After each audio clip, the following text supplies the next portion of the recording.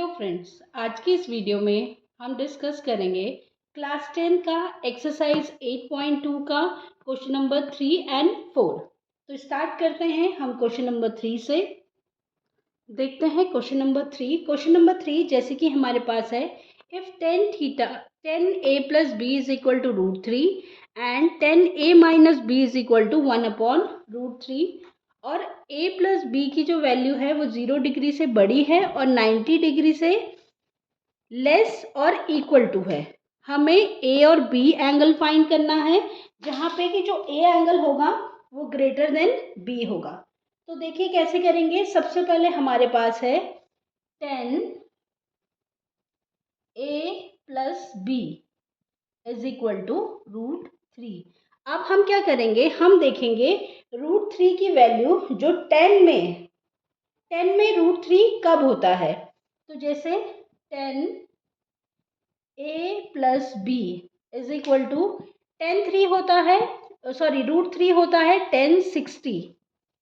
अब हम यहाँ पे 10 क्यों लिख रहे हैं, ताकि हमारे पास जो LHS में है वो भी 10 है और RHS में जो है वो भी 10 हो जाए और दोनों कैंसिल आउट हो जाए। तो ये हमारे पास होगा a plus B is equal to 60 degree. इसको हम इक्वेशन 1 कंसिडर कर लेंगे। देन जैसे हमें नेक्स्ट दिया है tan a minus b is equal to 1/√3। तो हमें पता है tan 1/√3 कब होता है,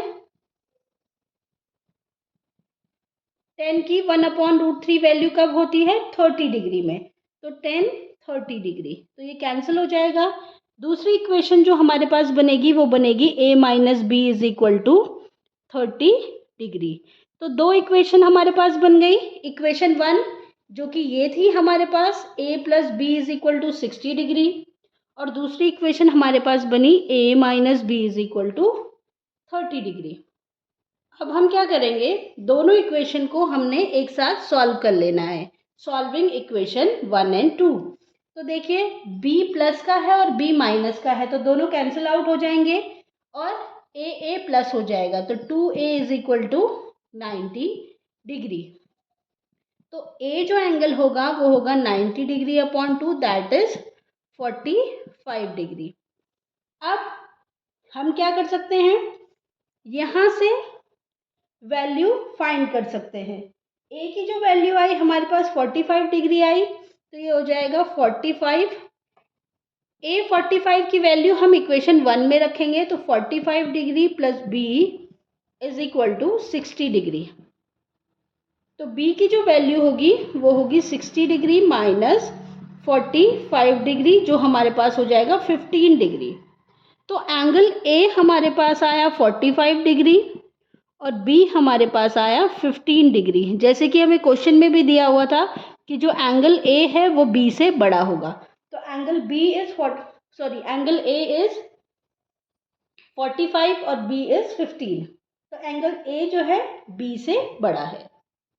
क्वेश्चन नंबर 4 हमारे पास है, state whether true and false justify your answer. तो हमें बताना है कि जो हमारे पास नीचे क्वेश्चन दिए हैं वो ट्रू है या फॉल्स है, और हमें अपने आंसर को जस्टिफाई भी करना है। तो पहला जो है हमारे पास दिया है sine a plus B is equal to sine a plus sine b। तो हमें बताना है कि sine bracket a plus B और sine a plus sine b equal होते हैं या नहीं होते हैं। तो इसको हम ऐसे देख लेंगे कि हम a और b को पहले कुछ एंगल ले लेते हैं। जैसे कि अगर हम एंगल a को हम लें 60 डिग्री और b को हम लें 30 डिग्री ले लेते हैं। इधर हम ले लेते हैं sine 60 degree plus sine 30 degree, यहाँ पे हो जाएगा साइन 90 डिग्री। अब यहाँ पे साइन 60 की जो वैल्यू हमारे पास होती है वो होती है √3/2 और साइन 30 की जो वैल्यू है वो है 1/2। अब यहाँ पे साइन 90 की वैल्यू अगर हम देख लें तो साइन 90 की वैल्यू कितनी होती है 1। अब इसको एलसीएम लेके सॉल्व कर देंगे। 3+√3+1। तो हमारे पास LHS और RHS दोनों ही अलग अलग आ रहे हैं, ये इक्वल नहीं आ रहा है। इट मीन्स जो ये स्टेटमेंट है ये फॉल्स है, तो this one is false. Next है हमारे पास the value of sine theta increases as theta increases. तो हमें बताना है कि क्या साइन थीटा की वैल्यू इंक्रीज होती रहती है जैसे जैसे थीटा इंक्रीज होता है। तो देखिए, अगर हम 0 डिग्री से 90 डिग्री तक देखें तो जो साइन 0 डिग्री हमारे पास होता है वो कितना होता है, 0। देन साइन 30 की वैल्यू अगर हम देखें, साइन 30 डिग्री की वैल्यू होती है 1/2। फिर साइन 45 डिग्री की वैल्यू होती है 1/√2। फिर साइन 60 की वैल्यू अगर देखें, साइन 60 होता है √3/2। और साइन 90 की जो वैल्यू होती है वो होती है 1। तो जैसे कि हम देख सकते हैं, वैल्यूज जो हैं पहले 0 थी, फिर हाफ हुई, फिर अगर हम इसको रैशनलाइज करके देखें तो ये हो जाएगा 1/√2 इंटू 1/√2, तो ये हो जाएगा √2/2। तो देखिए, वैल्यू इंक्रीज हुई, यहाँ पे भी वैल्यू इंक्रीज हुई और यहाँ पे भी। इट मीन्स जो ये वाला स्टेटमेंट है हमारा ट्रू है कि जैसे जैसे थीटा बढ़ता रहता है साइन थीटा जो है उसकी वैल्यू भी बढ़ती रहेगी। नेक्स्ट है हमारे पास थर्ड पार्ट है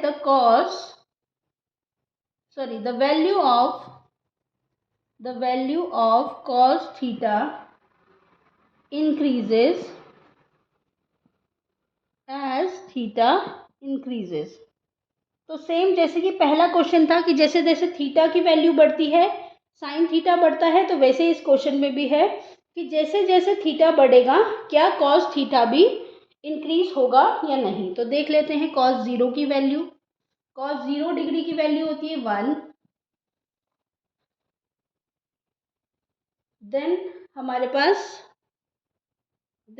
पास है कॉस 30 डिग्री, ये होता है √3/2।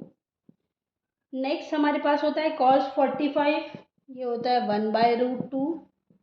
देन कॉस 60 हमारे पास होता है 60 डिग्री 1/2। और कॉस 90 डिग्री हमारे पास होता है 0। तो देखिए, जैसे पिछले क्वेश्चन में हमारे पास साइन थीटा था, इसमें हमारे पास कॉस थीटा है। तो साइन थीटा जो है हमारा 0 से स्टार्ट हो रहा था, 0 डिग्री पे 0 था, 30 डिग्री पे हाफ था, इसमें उल्टा हो रहा है।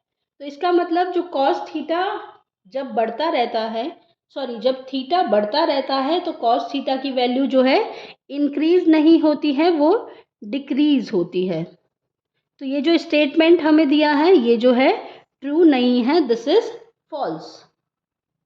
नेक्स्ट जो पार्ट है हमारे पास फोर्थ पार्ट, इसमें है sine theta is equal to cos theta for all values of theta.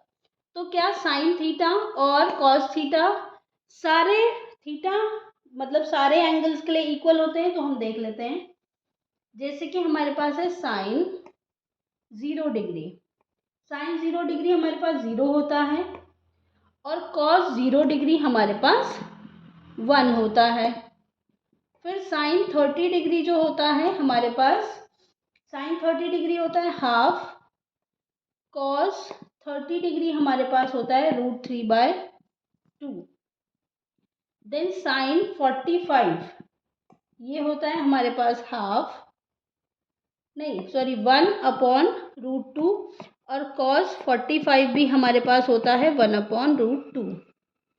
तो हमें जैसे कि दिख रहा है, हम तीन ही एंगल में देख सकते हैं कि जो वैल्यूज हैं वो अलग अलग हैं। तो ऑल वैल्यूज ऑफ थीटा में साइन थीटा और कॉस थीटा इक्वल नहीं होते हैं, ये सिर्फ इक्वल होंगे साइन 45 और कॉस 45 में। तो ये वाला स्टेटमेंट भी जो हमारा है वो फॉल्स हो जाएगा।